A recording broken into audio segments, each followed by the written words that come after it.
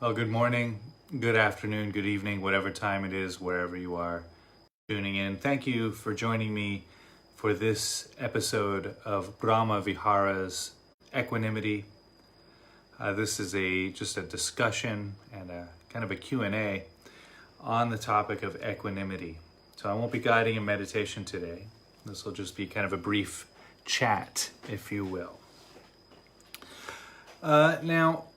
I advertise this as a Q&A, but I really, I believe that I only have time to address one question that came in. So sorry if you're waiting for your question. Send it over again. If you have a question that you've been waiting for, I might have lost track. That would be very like me, actually. So if you have any questions that I haven't answered, send those along. But the one question that really kept coming in, I had several versions of this question, is how do I cultivate equanimity, or how do I practice equanimity in such turbulent times? Very, very challenging to practice any sort of meditation practice, but particularly equanimity, because equanimity practice is specifically designed to help us see through our preferences and prejudices, to help us see and know the reality behind the veil of our beliefs, free from the lenses of conditioning that we've grown up with for our entire life. No small undertaking, for sure. So this episode is really kind of a dedication to that question.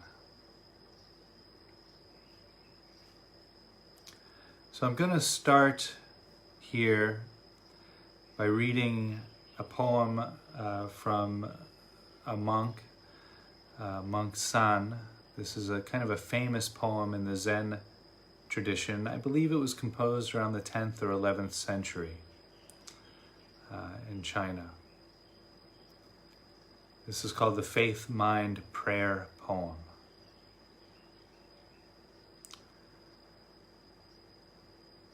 This life has no difficulties. Just avoid preferences and prejudices. When attraction and aversion are both absent, everything becomes clear and undisguised. Yet make the smallest distinction, and heaven and earth are set infinitely apart. If you want to see into the heart of the matter, hold no opinions for or against anything.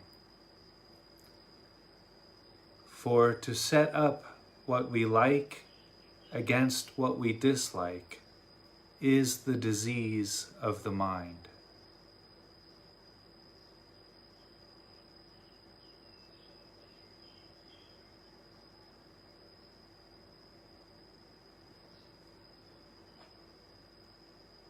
Now, in the original poem, I've taken some liberties here with the translation. The original poem is usually translated, "The great way has no difficulties, just avoid picking and choosing."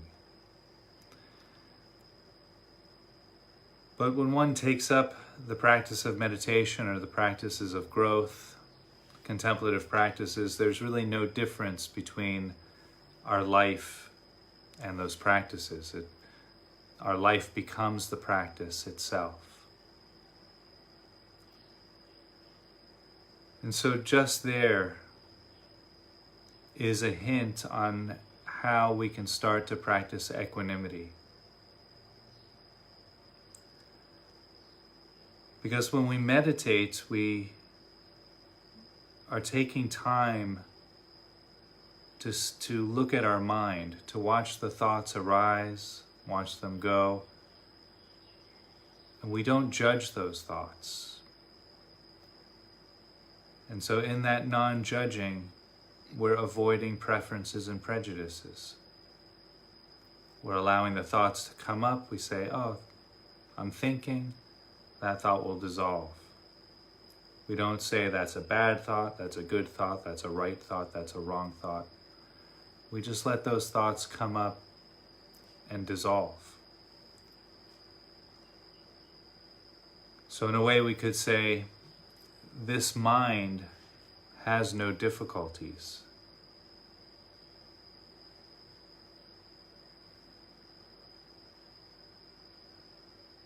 That has a different flavor to it, right?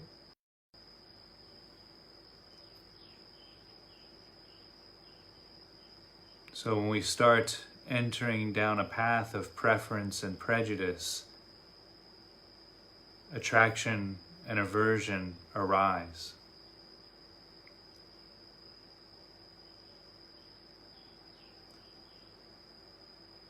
We come into contact with our world, and if something we've come into contact is agreeable to us, feels good, or it reinforces our current belief system, we're attracted to that experience.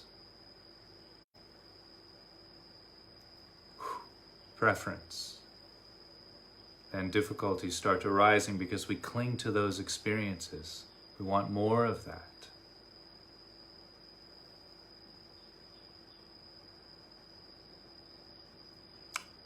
Or we have an experience in our life that rubs us the wrong way. It rubs against our current worldview, or it feels somehow physically threatening or emotionally threatening.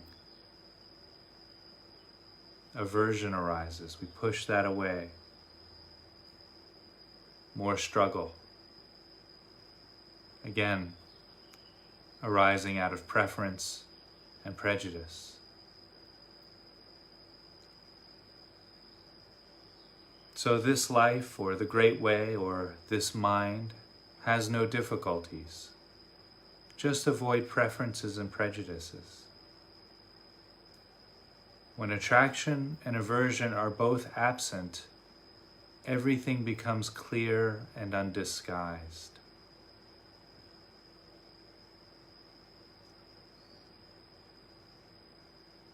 Because what is it that clouds our vision? What is it that keeps things from being clear?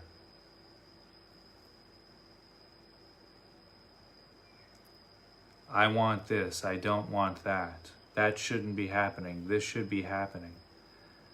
This can't be happening, I don't want this to be happening. All of that, all of those tendencies cloud our vision. At that point, we're not seeing reality as it arises. We're seeing reality through the lens of what we think should be arising, or what we think shouldn't be arising. Yet make the smallest distinction, and heaven and earth are set infinitely apart. Now this is typical Taoism. Taoism didn't have a concept of hell. And so when you say heaven and earth, that's kind of saying like heaven and hell in Taoist thought. Heaven and earth are set infinitely apart. And some might think, well, that's a good thing, right? But according to the Taoist philosophy, everything is one. If everything is one, then we live in harmony. So this phrase, heaven and earth are set infinitely apart. Our world is torn into this duality.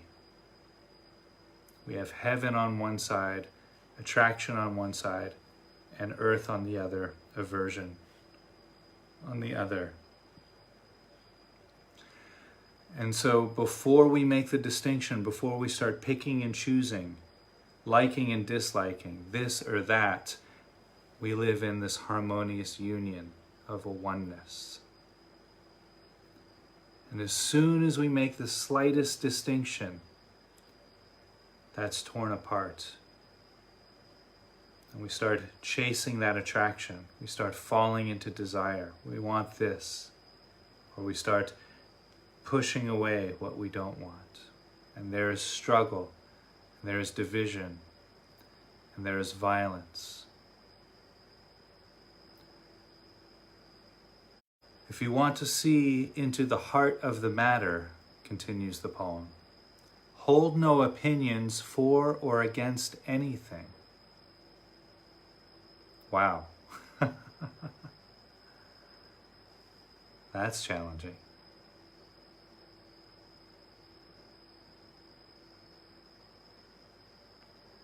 But where do our opinions come from?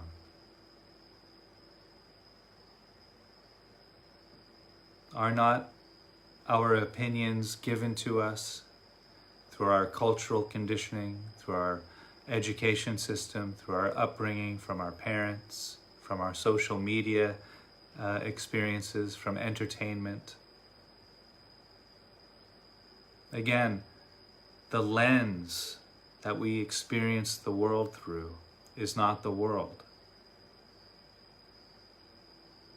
And all of our opinions are in that lens. So we practice meditation, we practice cleaning that lens, cleansing our awareness of our opinions, our likes, our dislikes, our preferences, our prejudices, so we can see the pure reality of experience. To set up what we like against we dislike is the disease of the mind. The poem finishes, at least this stanza. It's actually quite a long poem, but I'll finish it here today. To set up what we like against what we dislike is the disease of the mind.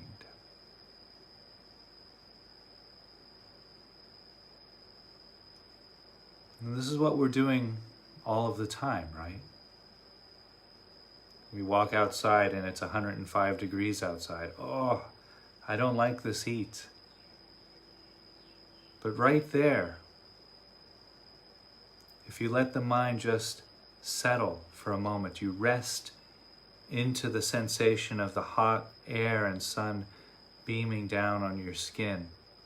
You settle in, you rest into the experience of the sweat pouring down your body.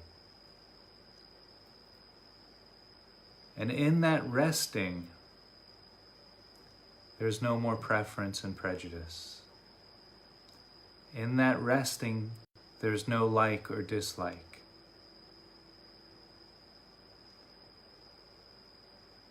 And so this is where resting comes in so important in meditation practice. We can't make our preferences and prejudices dissolve. We can't say, oh, I won't do that anymore. Because that in itself is a preference. That in itself is a prejudice. Oh, I won't fall into attraction and aversion anymore. I will dedicate myself to being out free of attraction and aversion. But it never works, because that in itself is an attraction or an aversion from other things. So we practice resting into the present moment. We practice just experiencing what is arising right here and right now. And if you can do that just for one breath, just feel the breath. Come in, feel the sensations of the breath, leaving the body. There's no preference or prejudice in that breath. You just feel the breath. Experience the breath, or rest in the experience of breathing.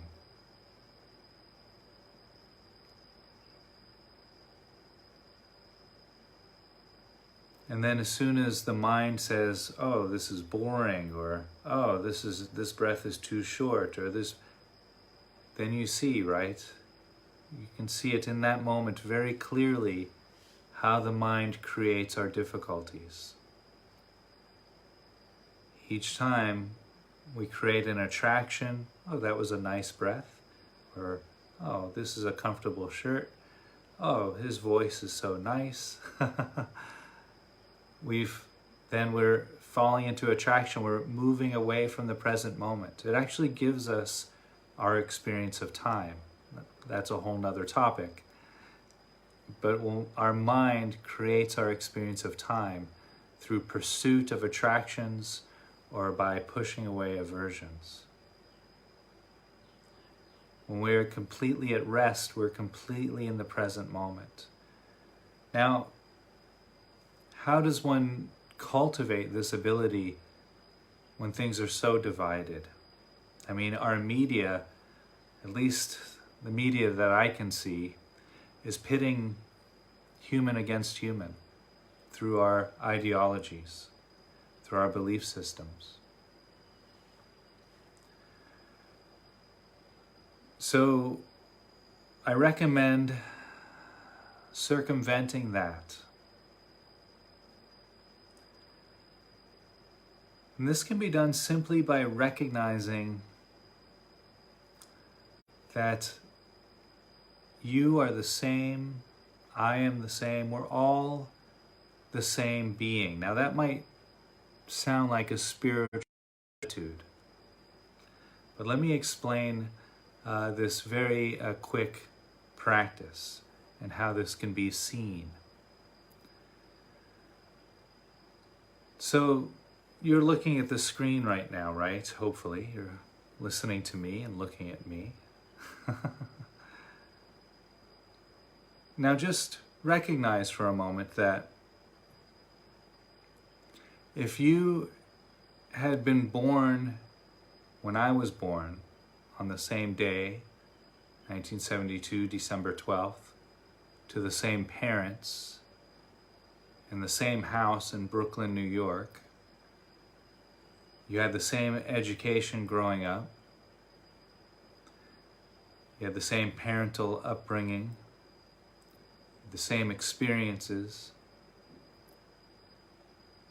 you had the same education moving through high school, you had the same college education, you had the same experiences that I've had in my life, the same trainings that I've had, the same experiences that I've had,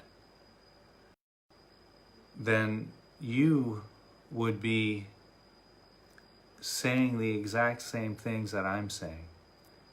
You would be doing the exact same things that I'm doing. And if I had been born under any one of y'all's parents and had the same education that you guys had, and the same experiences, the same life experiences that you all have had, the same education and seen the same movies, had the same siblings, experienced the same life experiences, I would be doing exactly the same thing you are doing right now.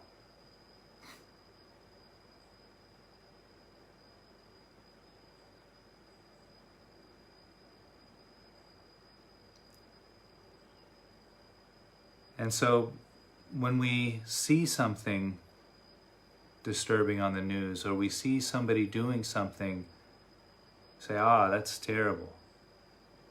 We judge that. Say, I would do that too. If I was born under that person's parents, if I had that person's parents, had that education that person had the same life experiences that person had been exposed to the same things that person had, I would be doing the same actions that person is doing.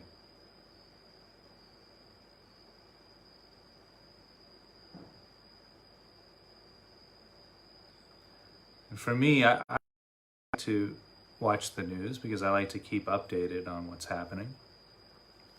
But I also like to use this practice while I'm watching the news, because we experience like and dislike, preference and prejudice whilst the news is being broadcast. But then taking this practice with us, taking this exercise, this thought experiment with us, keeps us from judging, keeps us from falling into preference and prejudice while we're witnessing. It connects us with each human being. Actually, the just like me practice is a similar practice to this. The meditation that I did last week called Just Like Me, where we go through and we visualize and we say, just like me, this person is learning about life. Just like me, this person wants to be loved and wants to avoid suffering. Just like me, this person has been hurt or wounded or sad or happy, and so forth.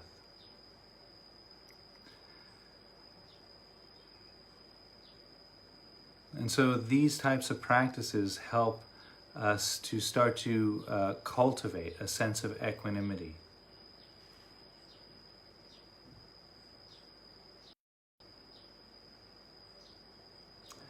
And the other meditation practices that I've been offering here, the equanimity practices that I started at the beginning of the week, those are tried and true methods coming from the Theravada Buddhist tradition as a way of cultivating a sense of equanimity like that. Those are coming from the four immeasurables.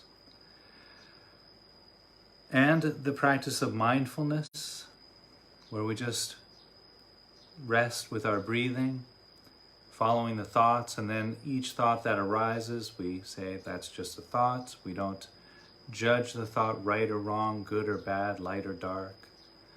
And as we do more and more of that, we start to see how our mind falls into preferences and prejudices, and then we just let those go like that. Another beautiful way of cultivating a capacity of equanimity. And then resting. Now that's probably my favorite. There is a meditation, a resting meditation practice that I guided here several weeks ago. It's also available on my website if you're interested. The teacher said, yeah, you can rest your whole way up to enlightenment. I said, well, sign me up. That sounds good to me. Yeah, I like resting. And it goes back to what I was saying before. If you're truly at rest, the mind, body, and heart are truly at rest, then all preferences and prejudices dissolve. All likes and dislikes fade away.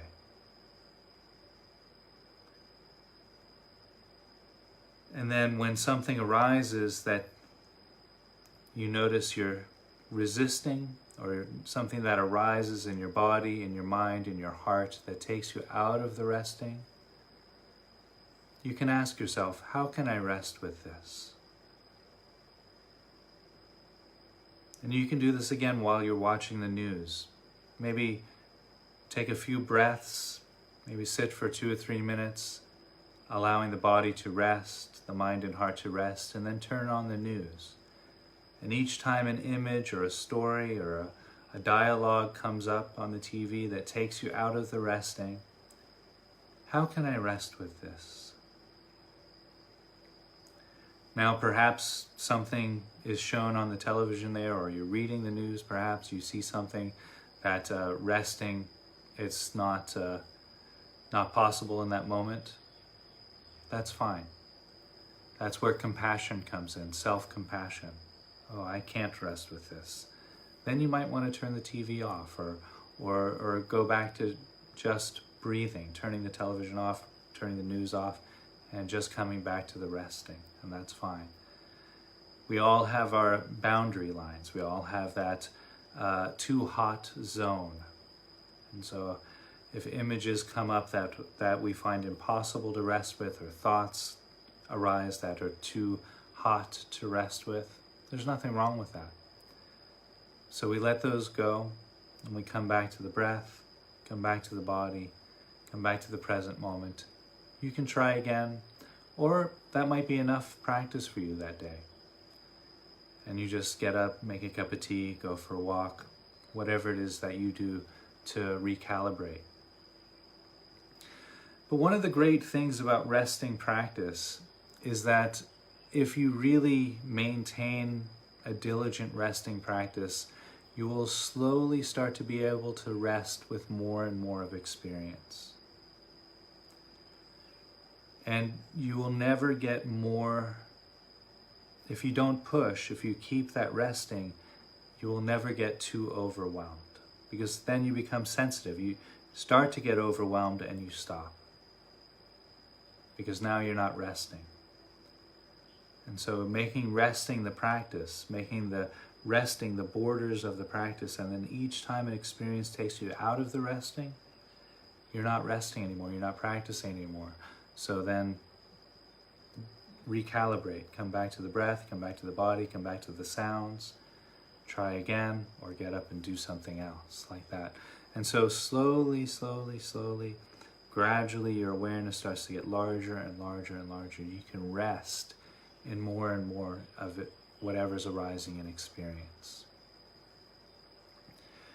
Now, why is that important? Well, it comes back to the equanimity practice, because when we are moving forward with equanimity, we move forward free from our emotional reactivity. I've said this time and time again throughout the Brahma Viharas. We're not using these practices to condone bad behavior. We don't want to use these practices to allow us to become complacent. That's not the idea.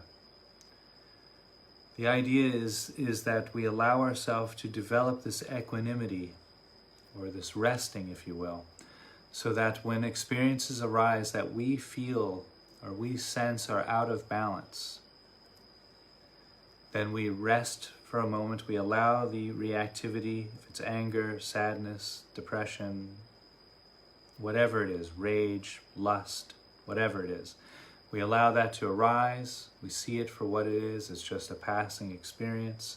Come back to the resting. Now that can fuel our motion forward. And that's fine. But we move forward free from that reactivity. That's quite important, because when we do that, it comes back to the poem, we now see everything clear and undisguised. We're now not seeing the world through our lenses of cultural conditioning, through our lenses of our parental upbringing and thus forth. We see reality as it's arising.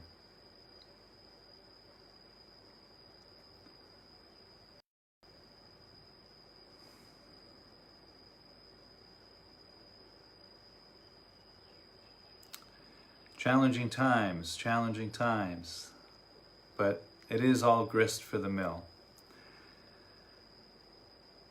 This life has no difficulties as long as we avoid preferences and prejudices. When attraction and aversion are both absent, everything becomes clear and undisguised. Yet make the smallest distinction, and heaven and earth are set infinitely apart. If you want to see into the heart of the matter, hold no opinions for or against anything. To set up what we like against what we dislike is the dis-ease of the mind.